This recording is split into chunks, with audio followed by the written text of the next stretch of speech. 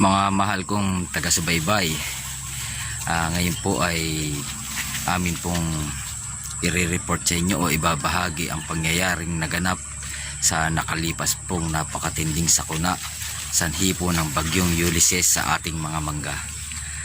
Kung paanong ipinakita po namin sa inyo yung mga pamamaraan na ginawa po natin sa ating mga mangga, na nakita nyo naman po na ang karamihan sa area natin nagtagumpay tayo sa ating mga procedure at ginawa nating papabunga, na ang totoo'y inaasahan na po natin na sa araw po ng Disyembre, bago po ang araw ng Christmas, ay aani na po tayo para doon natin makita ang lahat ng ating pinagpaguran. Kaya naman inaasahan po natin na kikita po tayo sa panahong ito. Subalit sa hindi inaasahang pangyayari, na totoo namang walang makapipigil sino man, ay ang lahat po ng inaasahan natin, pinaghirapan mula pa po noong una na ipinakita namin sa inyo, lahat ng pagod, maging ang salapi na ipinuhunan po rito, ay talaga naman pong nakapanlulumo at napakasakit po sa ating kalooban.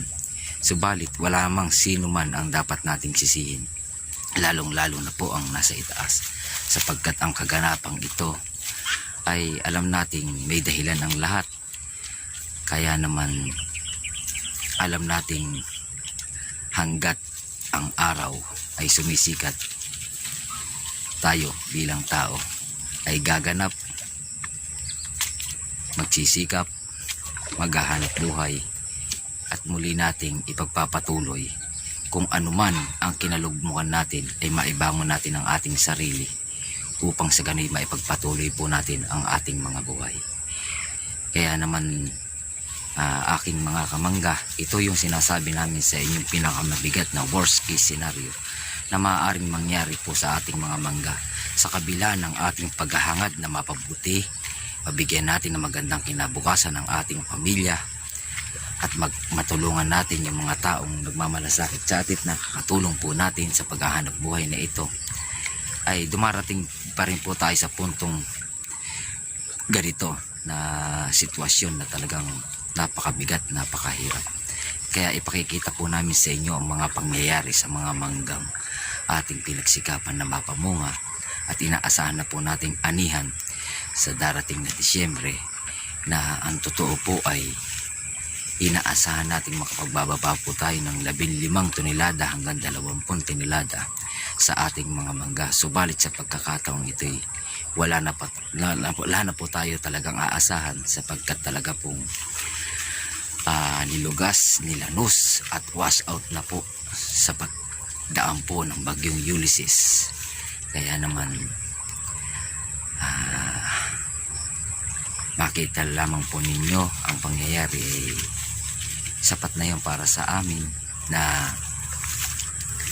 sana'y wag pa rin kayong mawalan ng loob, sapagkat alam nating ang lahat nga ng ito ay may dahilan upang sa araw ng bukas ay muli tayong makapagpatuloy, at wag tayong susuko. Anuman ang mangyari, ay tutuloy pa rin po natin ang lahat ng ito. Po, nakaharang na po sa daan, wala na po tayong dadaanan, kaya mahal po tayo ng daan, sapagkat nabol po sa mismong daan itong punong ito. Ayan, makita nyo naman po kung gaano kalupit yung bagyong dumaan. Ayan po, pinutol po niya yung malaking puno. Ayan, kaya ala na po itong pag-asa. Itong mismong puno po ay nabangal ng bagyo, kaya ano pang aasahan po natin sa mga bungang nakasabit sa kanya lamang mga sanga, samantalang itong puno talaga pong winasak ng bagyong Ulysses. Ito po yung aming mga mangga. Talaga naman pong kalunos-lunos yung pangyayari. Makikita nyo po, nakakalat na lamang po lahat sa lupa. Ayan po, at masdan nyo po yung nangyari. Lahat po yan ngayon nakadapa, napuno po ng bunga ng ating mga mangga. Halos talagang napakahirap pong tanggapin, subalit ito ang katotohanan. Ala na po kaming mangga. Nako.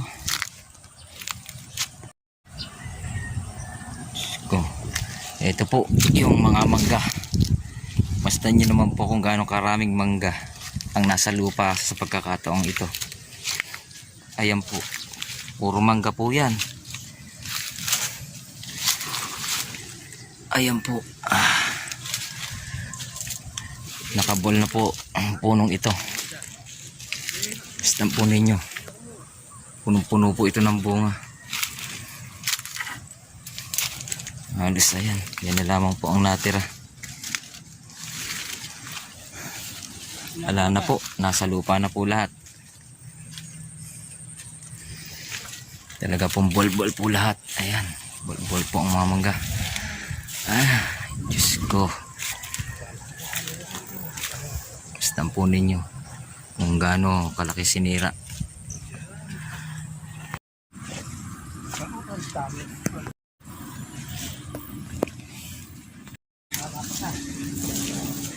Ayan po, nakakalat na lamang po sa lupa lahat ng aming mga mangga. Ayan, mismo puno po nakapal. Pinupulot na lamang po na kahit papani magkaroon mo lang kahit konti po. Ay, ubos. Ay, nako. Diyos ko. Ay, masdan yung mangga nasa baba lang lahat. Matang niyang bagyan.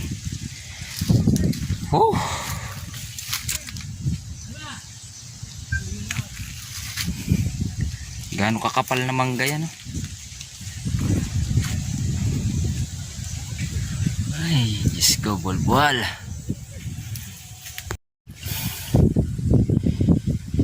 Ay, ayan po, bawat puno lahat na, wala po halos natira. Yan, sa lupa lamang po lahat. Ay, nako. Ayan po, puro mangga po yan.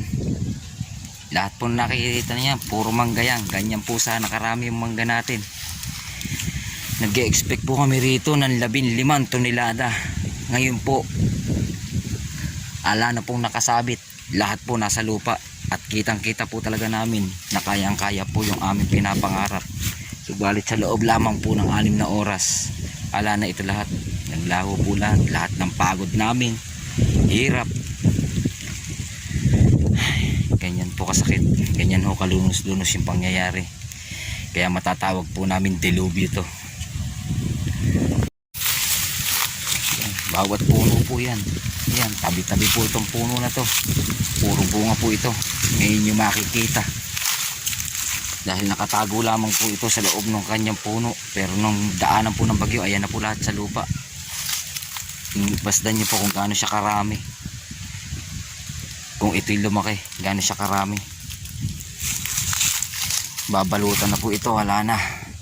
Wala na kaming babalutan. Ko. Tingnan naman, ako po. Wala nang natira. Puro bunga to. Puro bunga to.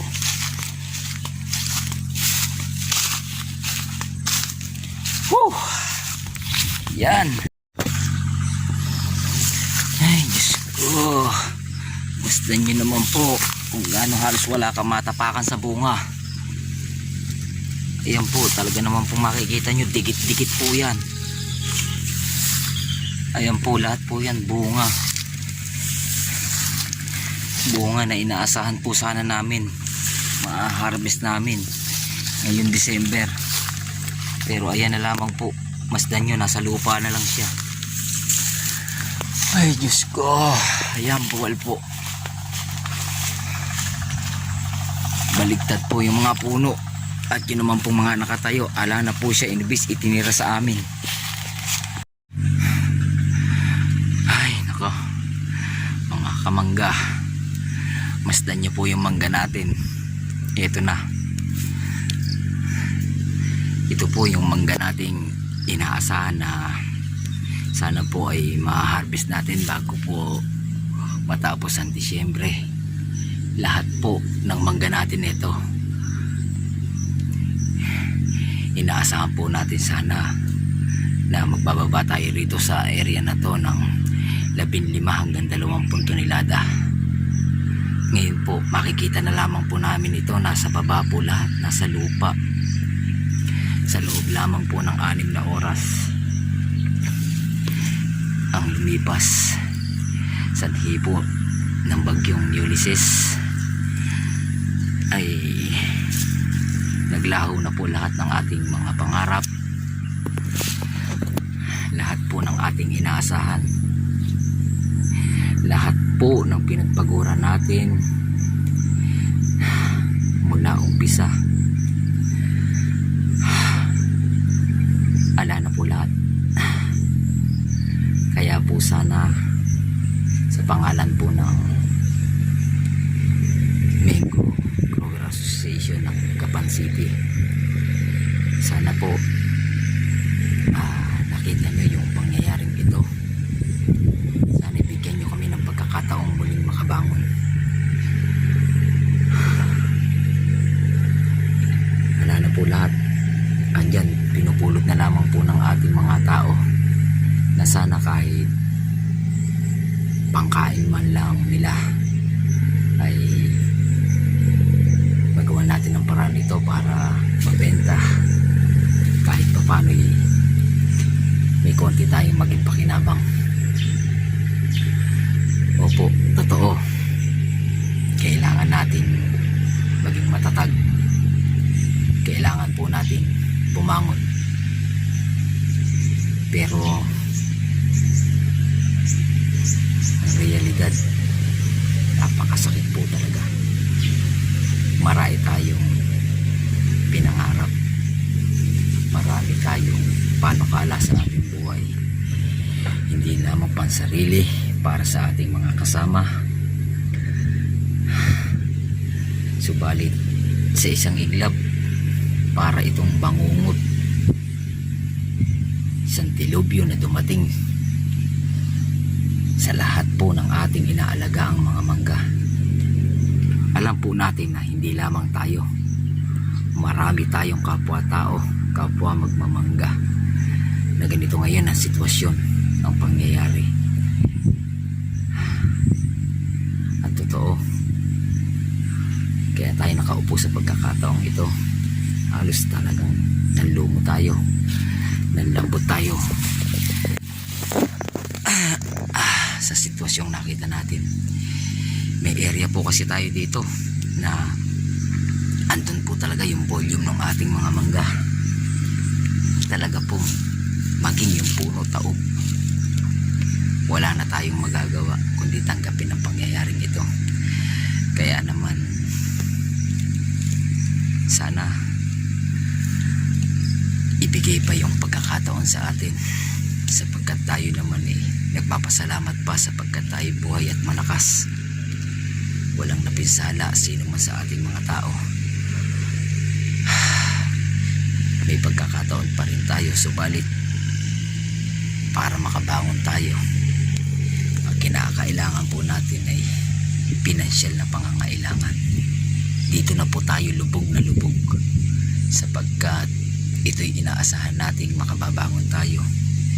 Subalit kaya nga po ng pangyayaring ito, ito na yung mangga, ito na po sana yung babalutan natin, pero wala na po talaga. Nasa lupa na lamang po ang lahat ng ito. Kahit sa ang kaputong-puntong sa puno ng mangga rito, maaapakan nyo na lamang po sila. Ito po, sayang na sayang po talaga. Masakit to, masakit talaga. Kaya sana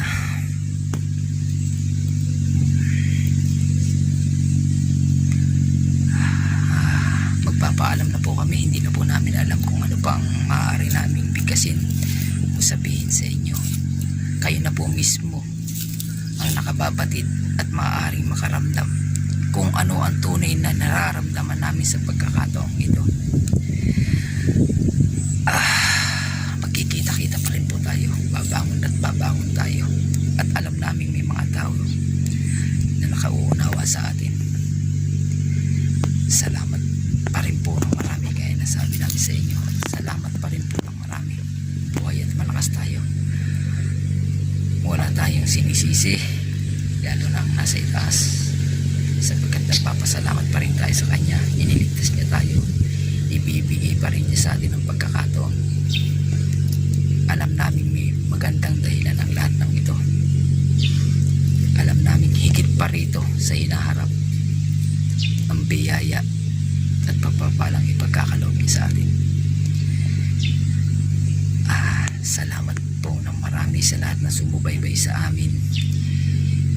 Bigo man kami na marating na ipakita sa inyo ang hanggang huling sandali ng aming pagpapakita sa inyo sa pag-aalaga ng mangga. Humihingi kami ng paumanhin, hanggang dito na lamang po ang maibabahagi namin sa inyo, sapagkat muli tayong mag-uumpisa sa simula, sapagkat hindi natin narating ang ating mga pangarap, hindi natin naabot. Ang katotohanan, hindi ang tao ang gagawa ng ating kapalaran o ang magbibigay, kundi ang nasa itaas. Hanggang dito lang ang binigay sa atin. Tanggapin natin ng maluwag sa ating mga puso, sapagkat gaya ng sabi ko sa inyo, may higit na makabubuti sa pangyayaring ito, kaya naganap ito sa buhay ng bawat isa sa atin. Muli, humihingi ako ng paumanhin sa lahat ng aking kasama, sa lahat ng umasa,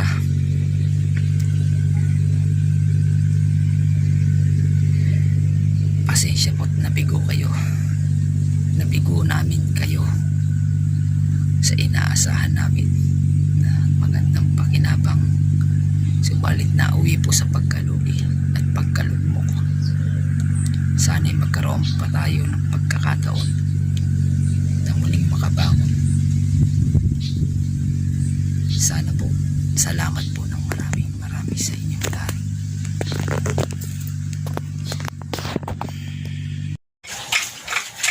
Sa pangalan po ng Gapan City Mango Grower Association ay nananawagan po sana ako sa Department of Agriculture, sa ating mahal na Direktor na Crispilo G. Bautista Jr., ang Executive Regional Director mula po sa San Fernando, Pampanga. Inyo pong masasaksihan ang nangyari sa aming mga mangga dahil po sa sakuna na pinagdaanan po nito, sanhi po ng bagyong Ulysses. Ay nawa ay maunawaan ninyo ang sitwasyon namin sa pagkakataong ito. Kaya naman ipinabatid po namin sa inyo ang pangyayari sa mga mangga po naming inaalagaan. Sana'y makarating po ito sa inyong opisina at sa ating mga kasama, na nawa ay maunawaan ninyo ang sitwasyon namin ngayon, kung paano namin ibabangon muli ang buhay pagmamangga. Salamat po ng marami sa inyo.